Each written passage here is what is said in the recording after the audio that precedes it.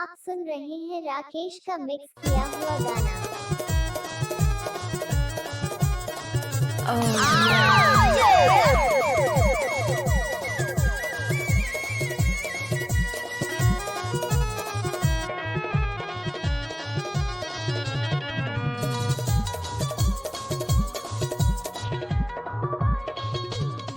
ये झूला हूँ तो लाओ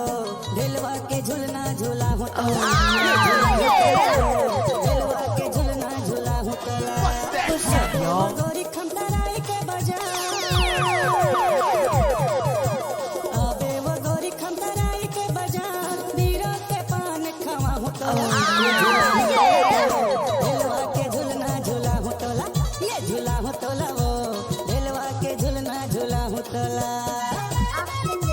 राकेश का मिक्स किया हुआ गाना।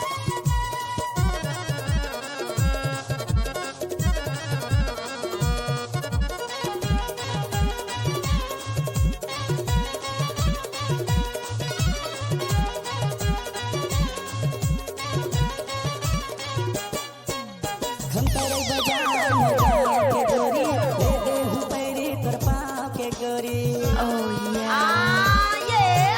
खमतराई बाजार मोर गाँव के गोरी दे दे हूँ पैरी तोर पाँव के गोरी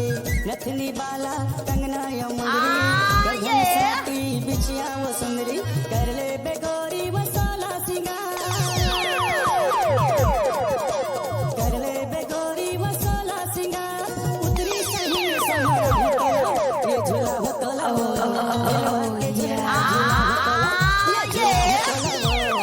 झूला हो तोला चप्पल उतार दे छूता हूँ धकेल के लेके था।